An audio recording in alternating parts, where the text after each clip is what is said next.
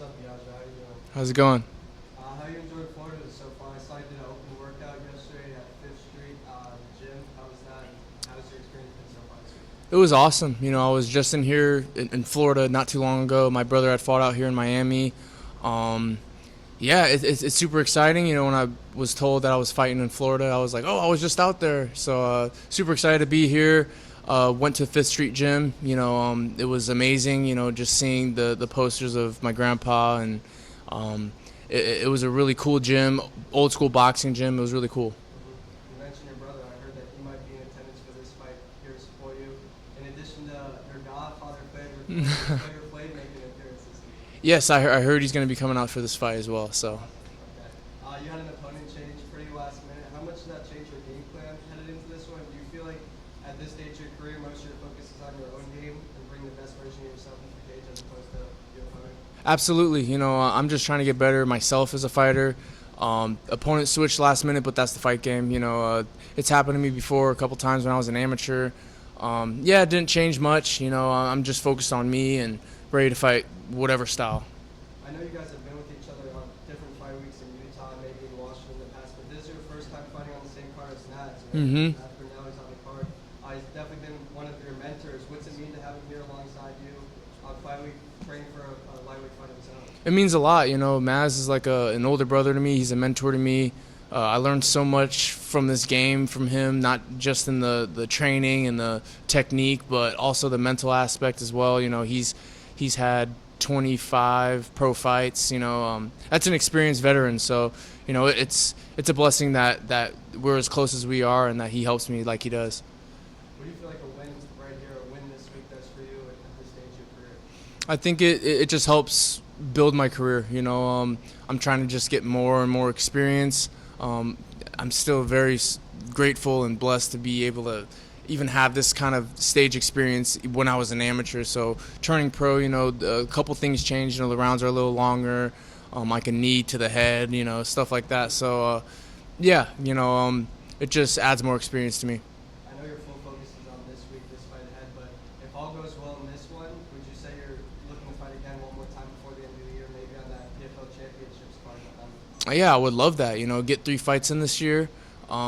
And it also gives me more time to just get better and train, go back to the gym, and just work on myself and get better and better and better. That's the journey. It's a learning journey. There's going to be ups, there's going to be downs, but I'm just looking to grow and just see how far I can go. I know that the only person in Matt's corner this week is Dennis Davis. Is that the same for you? Is it just you and Dennis in there? Yeah, it's Dennis, and my striking coach, James Gifford, is going to be coming out as well. Awesome. Thank you, Mike. Yeah, thank you. Jonathan Rollins, 5 Bananas. So, in your amateurship career, you showcased a lot of your striking. In your first professional fight, you showcased a lot of the wrestling. What's your preferred weapon of choice when you step into the sword cage? I like to stand and bang. I like to strike, but this is MMA. You got to learn everything. When I'm training back home, I'm going against the best wrestlers in the gym, the best grapplers in the gym, because I assume that everyone's going to try to take me down. But yeah, I wrestle and grapple a lot. I wanted to be able to showcase a little bit of that in my last fight. Still a lot of things to work on. It still felt kind of sloppy and stuff. But like I said, the fighting journey is a learning journey, and that's what I'm looking to do. As far as the learning journey, what did you learn from that first fight that you want to showcase in the second fight? I learned that I learned more stuff to do in closed guard when I'm on top. He was kind of just holding me down, and it felt kind of boring. And yeah, I learned a lot more ground and pound technique and what to do when I'm in closed guard and stuff like that. So I think to me that was technique-wise, that was the biggest takeaway from the first fight. Now, when it comes to the ground game, they're changing the rules up, right? They're adding it to where you can ground knee later this year, right? Down knee opponents. So how do you feel like that's going to be able to impact maybe that top game on the ground? Maybe it helps. Now you have more tools to hurt somebody when they're on the ground. So yeah, just trying to get better and better. If the fight ends up on the ground, I'm confident there. In the wrestling, I'm very confident. I feel confident all around right now, and I just know it's going to get better and better. Everybody obviously talks about your grandfather. What's the impact you want to leave on the sport? To be honest, I'm always going to live in the shadow of my grandfather. Even when I go far in my career and make my own name and my own legacy, that's what every fighter wants. But even when I do that, I'm always going to be Muhammad Ali's grandson. So that'll never change. But honestly, I just want to be able to help people and give back. Similar to somebody that might have been in my situation, a college athlete that doesn't know what to do after their college career, and teens, kids who might not have any guidance at the house. I want to be able to help kids like that, and kind of do what Stephen Wonderboy Thompson does. He does a thing where he takes the kids to the gym in a bus and helps them out. So I'd like to do stuff like that. That's what's more important to me. Of course, thank you. For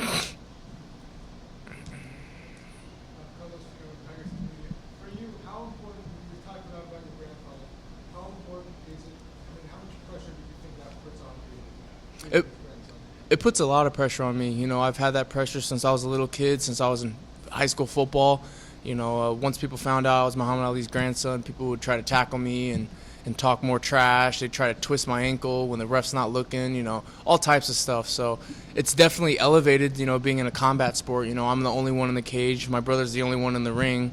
So, yeah, it's definitely elevated. And the pressure's going to get even worse and worse. The target on my back's going to get even bigger as I continue my career. So I welcome all the pressure in the world. I don't care.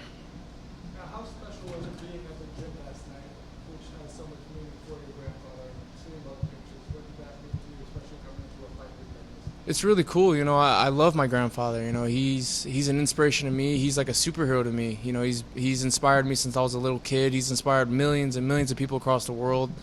And going to see Fifth Street Gym, I've never been there before, and I've heard a lot about it. So being able to be there in person and see the just his posters and just the impact he's made on the sport, like every day, like it's just amazing. Now, I want to talk about your grandfather. Now, what would you like your legacy to be when it's all said and done? My legacy is, I want to be an exciting fighter. Everybody wants to be an exciting fighter. That's kind of cliche to say, but it's true. I want to be exciting. I want to live up to my own expectations as opposed to everybody else's expectations. And like I said before, I want to help people. When I'm done with my career, hopefully I'm financially able to help a lot of people, a lot of kids, a lot of teens, college athletes that, were kind of in my position or worse, So that's the legacy that I want to leave. Thank you.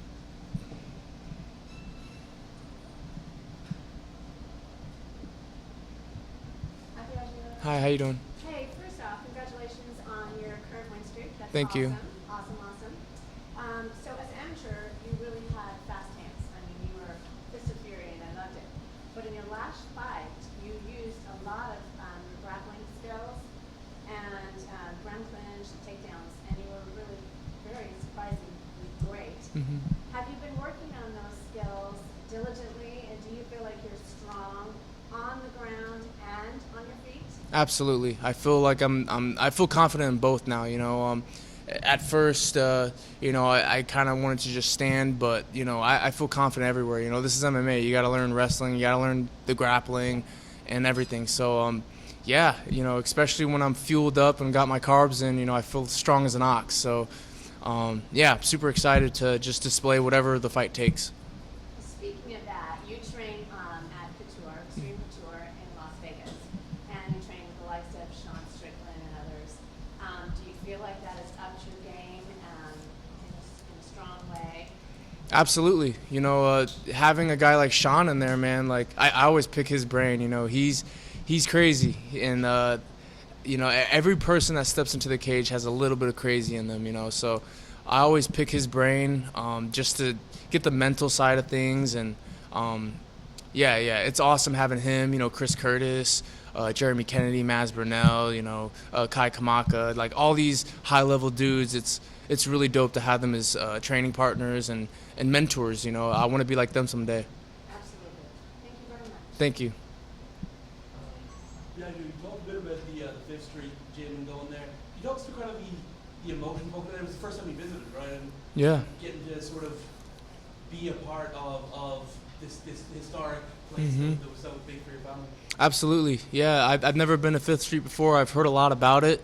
Getting to go there and see the gym and just see like all the old posters of my grandfather and other great boxers like Tyson and Roberto Duran, Sugar Ray Leonard, all these guys. I mean, it's the history of boxing. I grew up being a huge boxing fan.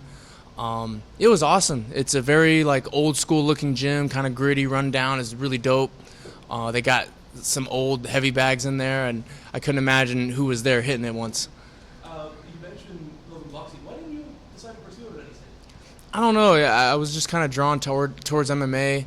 I love the idea of having multiple martial arts that could play a part in a fight. You know, the judo, taekwondo, karate, wrestling, jiu-jitsu, kickboxing, Dutch kickboxing, boxing. You know, all these martial arts could play a part in an MMA fight, and that's kind of just what drew me to it. You know, I kind of looked at it as like a glorified street fight, and that's what I wanted to just engage in. I guess your granddad kind of invented MMA in a weird way when he did that fight in Japan. With the wrestler, yeah, I think that was in '76. So yeah, in a way, you could kind of say he's a pioneer for MMA. So in terms of your brother, Nico, I mean, if you look at like early in his career, he was kind of like how you are now, where like he wouldn't be trash talking with people. Yeah.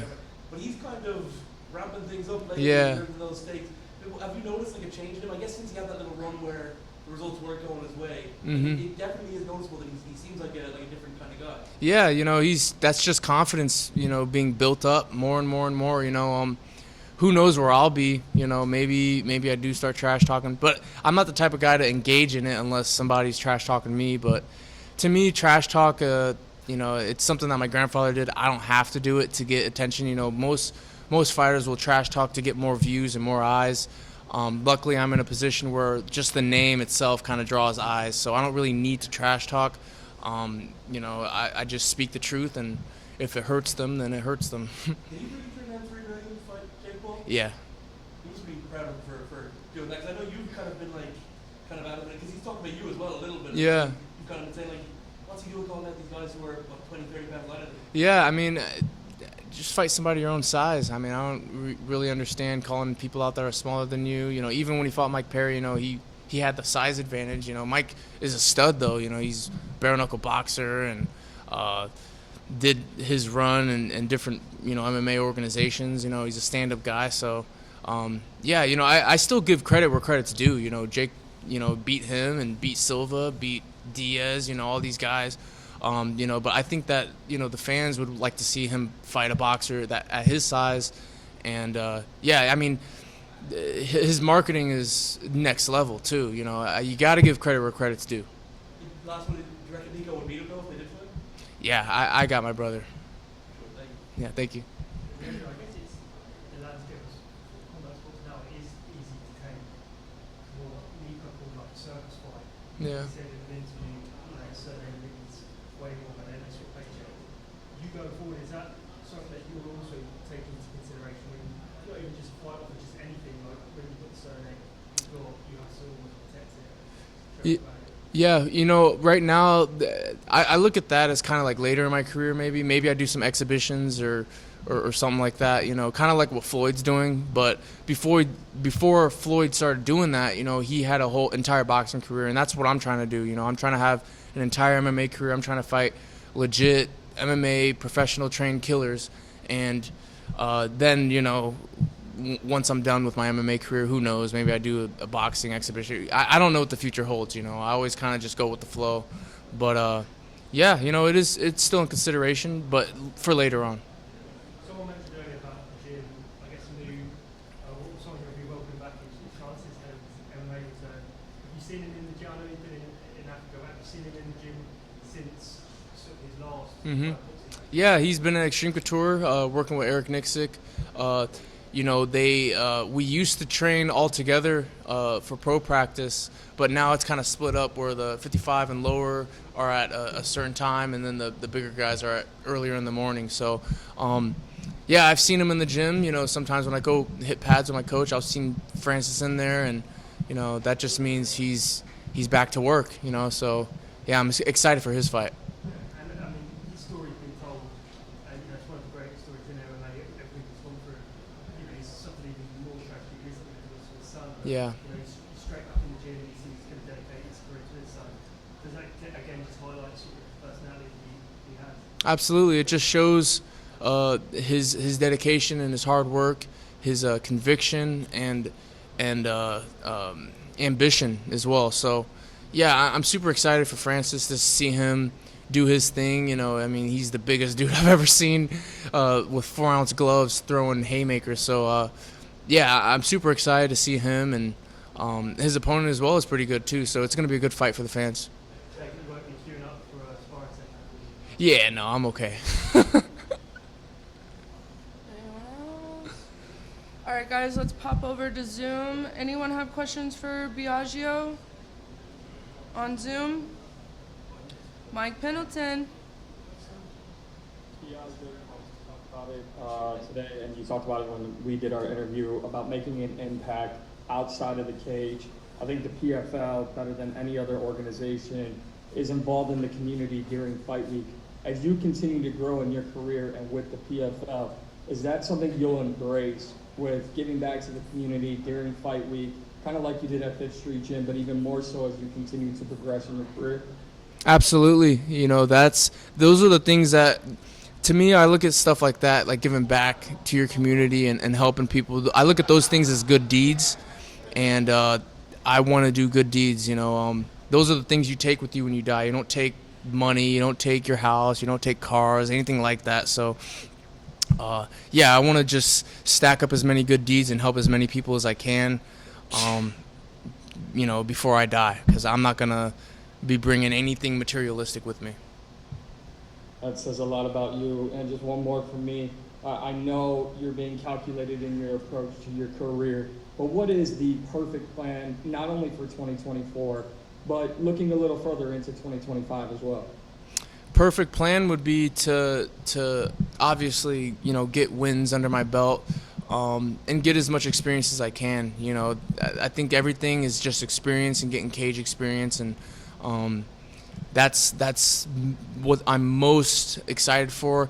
And another thing too is I want to be an exciting fighter. You know, wins and losses. You know, luckily in the MMA community, you know, the losses don't really matter as much as it does in boxing. You know, in boxing, that whatever record in O is so important, and I think Floyd kind of started that kind of trend of being undefeated. But in MMA, you know, you got fighters that have lost many times, like Nate Diaz and Masvidal and stuff like them, like, and people still want to tune in and watch them fight. So, yeah, the wins and losses aren't as important. You know, it's given that I want to win, but I just want to be exciting. That's the main thing for me. I can't wait to see you out on Friday. Thank you. Thank you. Joe.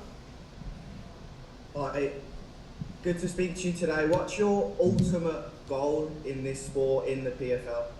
My ultimate goal is, you know, like I said, to be an exciting fighter. I want to give back to my community, not just in Vegas, but, you know, anywhere I can. You know, when I was fought in D.C., I was walking around, you know, when I had some downtime, giving money to the homeless. I want to help people. That's the only thing I really care about, is helping people. And, you know, obviously when you're there financially, you can help more people.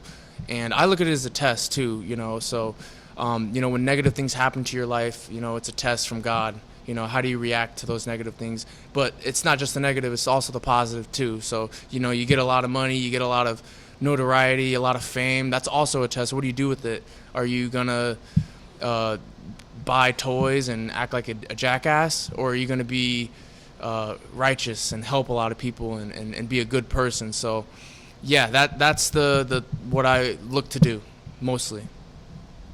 That's great. And then also, how much do you look at the cards, for example, in Ngannou Ferreira, and say, I want to be on the big kind of stages like that? Or is it just being a good person, etc., being in exciting fights? Do you have the goals of being the biggest name in the sport too? I don't care about being the biggest name in the sport. I really don't. If it happens, it happens. If it was written that I'm one of the biggest names in the sport, then that's what happens. You know, there's nothing to change what's decreed and written for everything that happens in the future, because I don't know the future. But, yeah, if it happens, it happens. If it doesn't, it wasn't supposed to happen. So, yeah, I think for me the main thing is just being an exciting fighter and, you know, going up to little kids. You know, little kids are excited to shake your hand, and they're smiling and stuff, and stopping to shake their hand goes a long way. You could change somebody's life or inspire a kid to do something great. So it's little things like that, and I got that all from my grandfather. That's what he did. That's why he was called the People's Champ. Well, I appreciate the honesty, and I really look forward to the journey as well. Thank you. Thank you. Eli. Assalamu alaikum, brother. Ali, I met you at 5th Street the other day. It was a pleasure meeting you and the girls from PFL. Yeah. My question for you is, any guys on the card that you'd be rooting for fight night? Yeah, walaikum salam. My brother, or my teammate and older brother, I would say, Maz Burnell, I'm definitely rooting for him. I'm also rooting for Clay, too. I've been a big fan of Clay for a while, and I love his striking and his just style of fighting. So I'm rooting for Maz and in Clay. Thank you, sir. Hope you can do well in this fight. Thank you. All right, Todd, bring us home.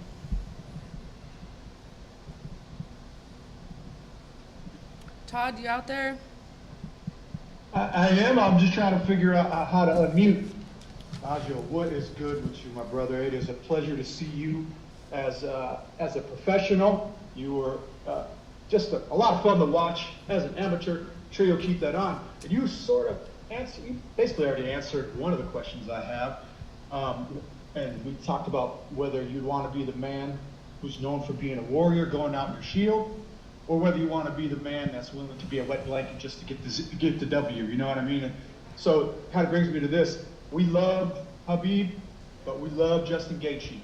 At the end of the day, like which one like do you like? Which one gets your fire going? And obviously, it'd be great to be undefeated, but where would you want to see yourself at the end of the day? Would you rather be known as the guy who always gets the win, guy that always entertains and is a must-see fighter? I want to be the guy who wants to entertain. You know, I want to be the must-see fighter. If I get knocked out cold in front of people and it's an exciting fight, I'm okay with that. I don't care. I would just want to go out there and go out on my shield if I do. You know, if I get the win, I get the win. You know, I can't control the future.